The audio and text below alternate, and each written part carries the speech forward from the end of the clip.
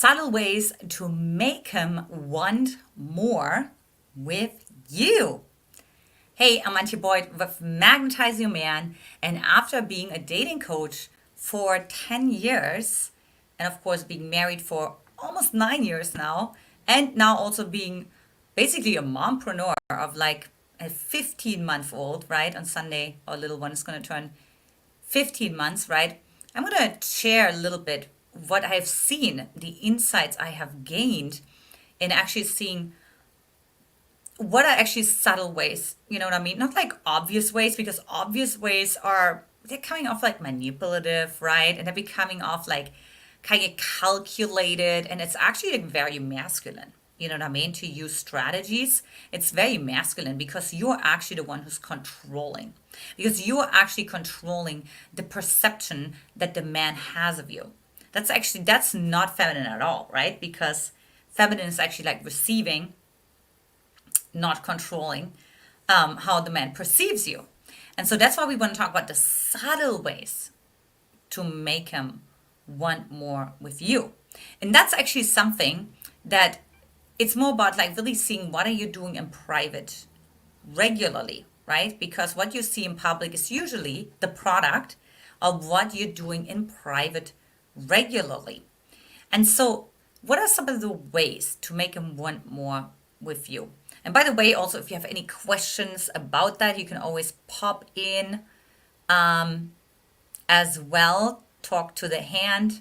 Good to see you. Hey, that's like one of my sayings. Talk to the hand. You know what I mean? I'm not talking to you right now. But yeah, if you have any questions at all, like pop that in the comment section here as well. But yeah, so what we want to talk about is really those subtle ways to make him want more with you, right? And so what does that actually mean? Because when you think about like, why do you want him want more with you? That's like number one. Like, why do you actually want that? You know, what do you actually think happens when he wants more with you? So you want to walk yourself almost like through a process, right? So when he wants more with me, then, for example, I feel validated, or I feel valued, or I feel seen, or I feel prioritized, or I feel cherished, or I feel I'm the one, or whatever it is, right? So you want to find out like, why do I want this man to want more with me, right? I would feel desired is another good one. So that's like number one, because you want to really make sure, okay, from what place am I actually coming from? So if you want to feel more desired, or if you want to feel more cherished, or if you want to feel more prioritized, then you get to actually explore in your own life. And of course, I always talk about the 6 feminine archetypes. So this is a good tool in your toolbox, right? To actually see in your own life, like, where am I not prioritizing myself, right? So you get to look at your 6 archetypes and you get to be like, actually like, which ones am I nurturing right now? Which ones am I prioritizing? Which ones am I actually connecting with, right? And so oftentimes what I see is that when women come to me and they can't attract a man who wants more with them, who's like always like just got out of a marriage or a relationship and just can't give them yet what they really want, or you know, they have like all those trust issues, right? And they're horrible communicators, and they don't make the woman feel desired, things like that. It's like oftentimes because there has been a neglect of at least one what I call archetype. Now, when I say archetype, what I mean is that we have different energies inside of ourselves, right? So, for example, you can turn on sort of that worker bee inside of yourself, right? And it's like, oh, you get like so much work done and you get so inspired and you're an achiever and you got this degree from Harvard and you're whatever, right? Okay, so that's number one. But then there's also like, for example, like the little girl, the joyful part of you, right? The creative part of you, the part of you that's like living in a moment, that's carefree. So where is that? Because maybe you're like, look, I don't have time for that. You know what I mean? So there you go. You already have like your first archetype neglected. Then we'll have, like, for example, also the wild woman.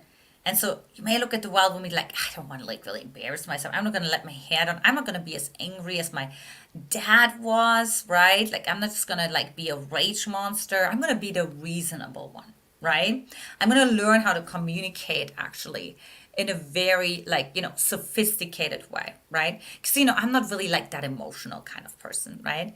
And you know what? That's actually really funny because I can prove to you that that's not true, that you're not that kind of person, that you actually learned that. Because when you look at babies, right, and there's like a wonderful documentary on this worldwide, so this is actually across all cultures, is that all babies exhibit similar gestures, right, in the early stages of development.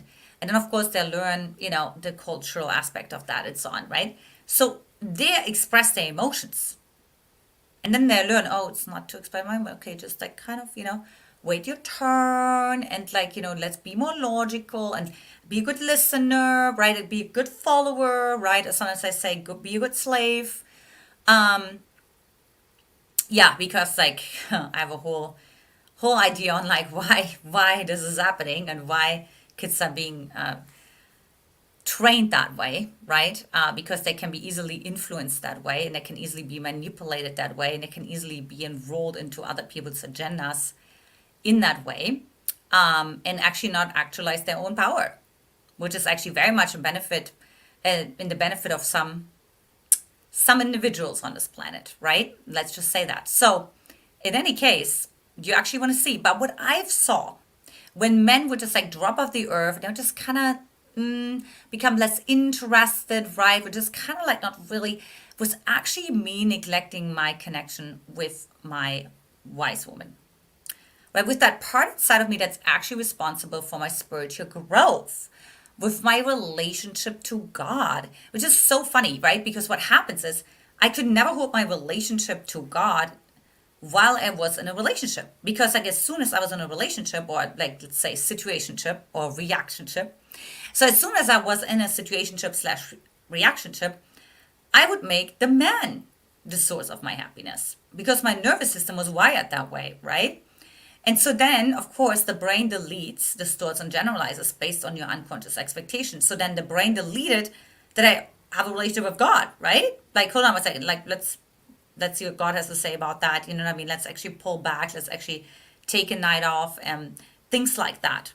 And what's interesting is when I realized that, right? Like, I was actually like saying, okay, I need like a day by myself, even though it's like a beautiful Sunday afternoon and you want to take me sailing right now and everybody's like excited about it, I was actually saying, I just got to take a day for myself.